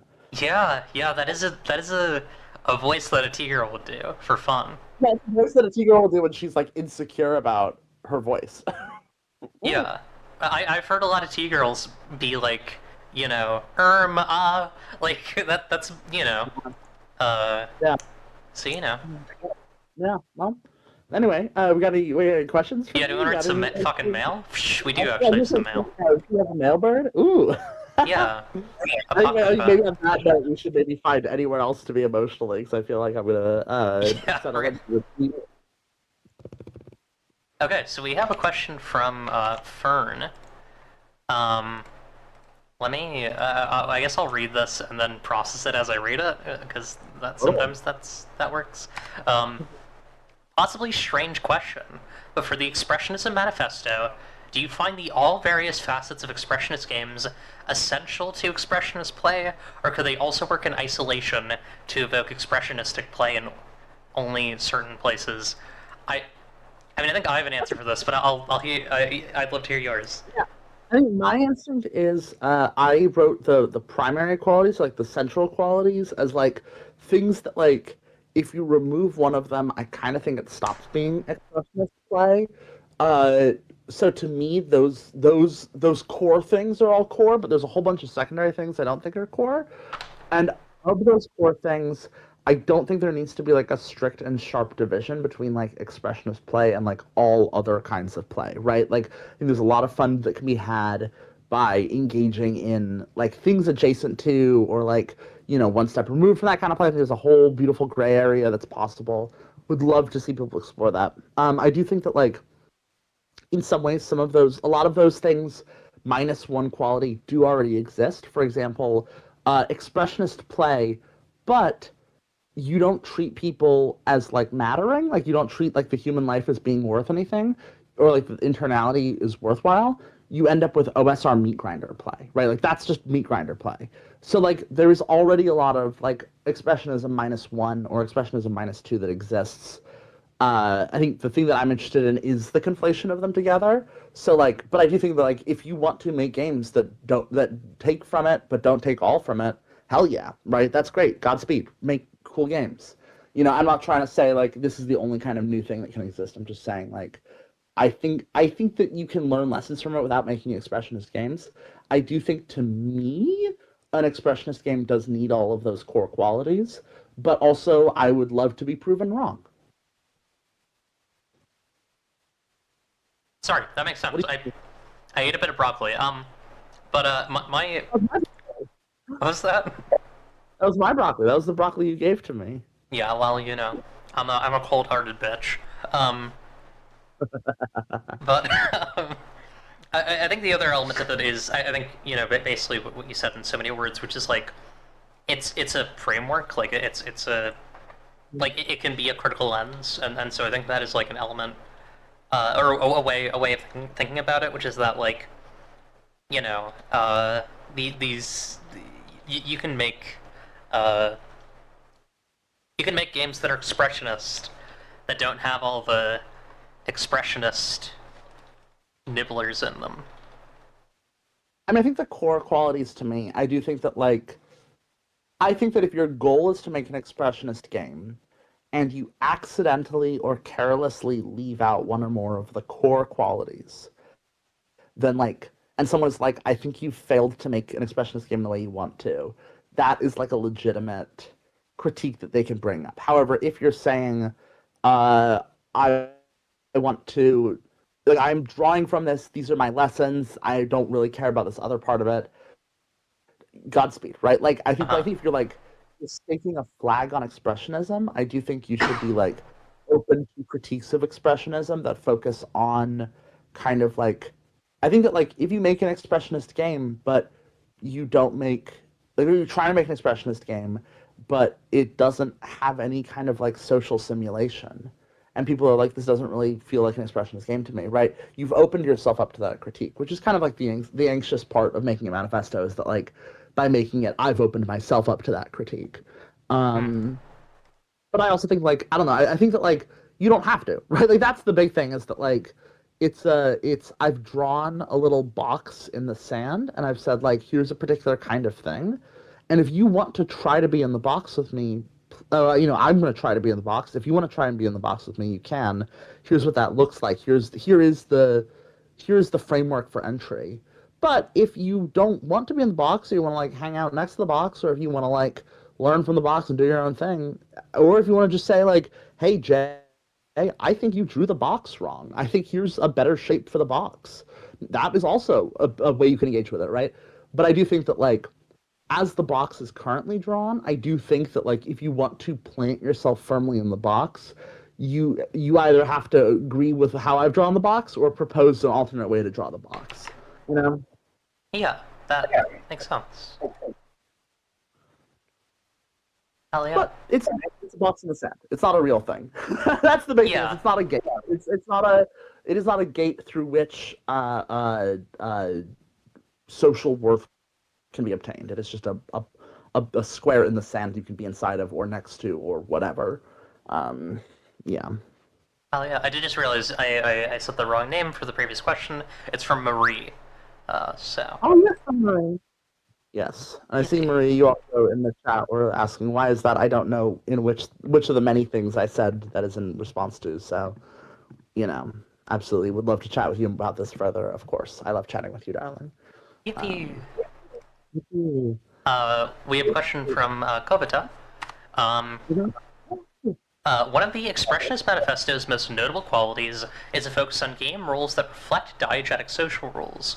Many of the presented counterexamples are presented with a note that they become expressionist if they were changed from reflecting physical rules in the fiction to social rules in the fiction. Do you have any thoughts about rules that reflect or influence social realities while being grounded in physical realities? Examples might be the simulationist, the simultaneous influence that one's physical bodies have on physical experience, on experience, like gender dysphoria, and one's social role or social systems that handle the distribution of limited physical resources, food availability during a famine or something. Yeah, I think that the big thing with my critique or not critique, because there's nothing wrong with non-expressionist games, right? But like when I say Apocalypse World does this thing that makes it not expressionist, the thing isn't even a physical rule. It is like uh, it's a rule for the convenience of us as players, right? It's a dividing line between two categories of people, which is not actually a reflection of what it is like to live in the world. It is a reflection of how we can think about it as interlocutors into this world. And so I absolutely think that there is space for that physical reality you're talking about. I think it's actually really important. I think basically every expression of skin is also engaging with it in some sense. I do think uh, I I want to know more about it in a sense. It's like I agree with you. I think you are pointing at a really fruitful area for digging in, and I think that I don't know yet where where the articulation of that is. Like how can we think about the difference between a rule that is produced by culture and a rule that is produced by like material conditions. I don't know how to think that through, and I'm kind of excited to like find ways to think that through. So I think uh I think there's a lot of fruitful space in that. I think that's one of the big kind of open questions of the manifesto to me is like, what do we do about simulations of physical realities as opposed to social realities? Yeah, I think like there's a very Marxist quality to what Kavita is asking, and I'm intrigued to see like that kind of expanded on and played out. Songs in the Dusk is a fantastic game, one of Kavi's games that does, if I'm not mistaken, correct me if I'm wrong, Kavi, but like to me, it is really grounded in materiality and in uh, certain qualities of like it's got a little bit of that Marxian, it's got a little bit of that Marxist juice in it, and I think that ideally a lot of these games also like ideally expressionism you can't make a manifesto that like wills good politics into people but like Uh-huh. certainly not an artistic one but like I think that like I hope that like you don't just get lost in the superstructure and forget about the base, but I haven't figured out how to like articulate that line. I want to learn how to, right? I think that's like an exciting area to dig into. As someone who has read, who has reread Songs for the Dusk recently, in advance of previously having Kavita on the show, I do think there's a Marxist quality to the way it like kind of touches on like the material reality of like your community and the kind of Mhm. world that you're on. Um, Yeah. I mean, much the same way that like I think not to always bring conversation about Songs for the Dusk back to Twilight Mirage, but I do think it is useful. Like I do think there's a quality of that in Twilight Mirage as well. Um, Mhm. but yeah. We're still accepting questions in either the chat or my Gmail. Um, but I'm gonna send the email address. Uh, do you have anything that you were hoping to talk about that we did not discuss today, Joe? Anything at all? I think games are really fun. Yeah, I think that's like so often a thing that I feel like it's misplaced sometimes that like games are fun. I like playing games. there was a really interesting moment in one of the kind of threads disagreeing with expressionist games. So with my manifesto, where someone was like, "This reads like it was written by the most annoying kind of person, someone who plays games but never plays them." And the person who wrote the thread had to come in and be like, "That's not Jay at all. Actually, that's that's wrong. Like, say what you will about it, but I don't think you get away with saying that." And I do know about the wizard rule. Jewish Cthulhu asked Jay, "Do you know about the wizard rules in Cataphracts?" I do know about the wizard rules in Cataphracts. Sam Sorensen and I talk about Cataphracts. Like Sam will message me being like, "I need to tell you about this wild roleplay thing that happened in a game," and I'm like, "Please tell me," and I love it. Um, I really want to do. I'm gonna actually take a moment to tell you about the thing I want to do with Cataphracts that I've not yet solved for. Maybe you'll have good thoughts on it. I was thinking about a version of Cataphracts or like a Cataphracts style game, a play-by-post war game that has like roleplay elements that is set in a sci-fi setting, and instead of each day being one instead of each day being one day, each day is 1 year. Um and so in the span of a week, 7 years pass. In the span of a month, 30 years will have passed. Your character may die and get replaced by their children, and like you are like invested in like lineage and generations. And I have not yet. I think the thing that I've been struggling to solve is that like Cataphracts doing 1 day equals 1 day works really well because of the like asynchronous communication kind of allows for that, right? Like if we are doing a scene, kind of role playing in text, and it takes 3 days, it's fine that we spent 3 days in negotiation. But a sci-fi setting where it takes 3 years of negotiation stretches on that like imagination a little bit. And I'm not sure how to solve for that, but I do think that sci-fi cataphracts across a larger timescale would be sick as fuck. Wouldn't space be the way to solve for that? Because, See, the problem is specifically if we're on the same planet, right? oh, yeah. If we're in the same place and we're messaging, like, because asynchronous communication would be fine, right? I send a message to you, it could take years to reach you. But if we're on the same planet and we're talking to, why would that be? Why would that take 5 years? You know? Yeah, I feel like at that point you're getting into, like, rules or kind of, like, formatting for, like, how you're supposed to provide communication. Like, what does communication look like? And that, I think that might be kind of opposed to the other option yeah. that did occur to me as I was talking about this is if you say each week equals 1 decade, right? If you hide the distinction further, and then you do unfortunately lose out on kind of the really fun kind of real time elements of cataphracts, where it's like you send someone somewhere and it takes them like uh uh it takes like like 6 days for the army to get from one place to another, and so you lose out on that. But I do think the idea of being like, I don't know, there's just something so good about being like, we are going to play this game. Our characters will experience, like hundreds of years. And if if they can't afford to, if they don't have access to like rejuve or like, clones that they can like implant their consciousness into or whatever, they will die and they will get replaced, Yeah, it kind of reminds me of how the video game designer Kimakira uses time in their games. They made all the art for Spooky's House of Jump Scares. They made Lost in Vivo and Lunacid.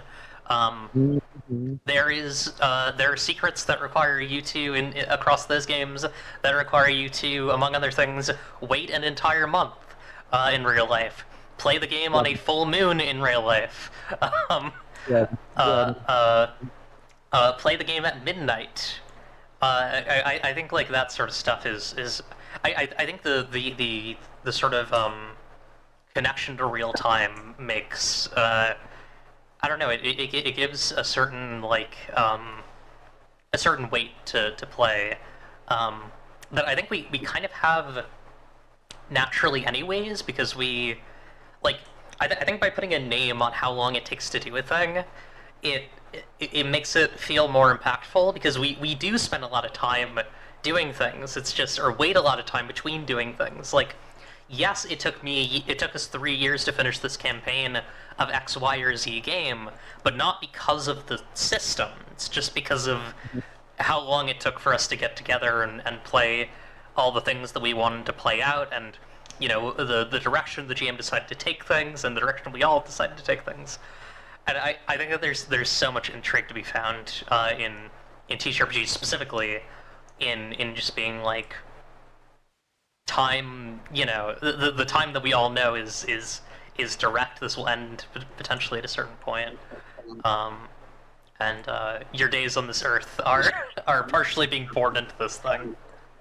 Well, one thing that I love about Cataphracts is that, like, by making it be real time, it feels so present, right? Where it's like you send out some troops, and then like 2 weeks later, they get where they're trying to go. You know what I mean? There's just such and then like every single day, you've got to be worrying about like how the fuck are we gonna feed these troops? You know what I mean? Like there's just kind of like there's just there's a concern with like operations and like how do you feed and house this many people as they move around this big ass map, and like it's such a good model of space and time in a way that like I find to be just so it's just cooking so hard. It's just so good at that, and it really I think shows the stuff that Sam Sorensen is interested in, like why, despite his abrasiveness online, I do consider him to be like one of the smartest people in RPGs, like doing some of the most interesting stuff, because it is just so like it is such a fantastic approach to it's kind of like bizarre, fascinating way of doing this game. Yeah. Yeah, hell yeah. We have a question from Fine Knot in chat. Do you have any games that you consider expressionists that haven't been mentioned in the manifesto / elsewhere that you'd like to mention? No, there's so few of them. If there was, I would say them. There's not much. I want more, but there's not much. If and maybe there are, and I haven't played them, and I have that sauce has not been exposed. But I think Dogs in the Vineyard is the only one that like Vincent Baker brought up that like I would love to talk to him more about. But like I do think that is that shit's good. Like I think but I think there's not many. There's not many. I want more. Yeah. We're running over. It seems like we're at like 2 hours. Kavita needs to send you a message about child mortality. So I'll DM you. Don't worry. you got things going on.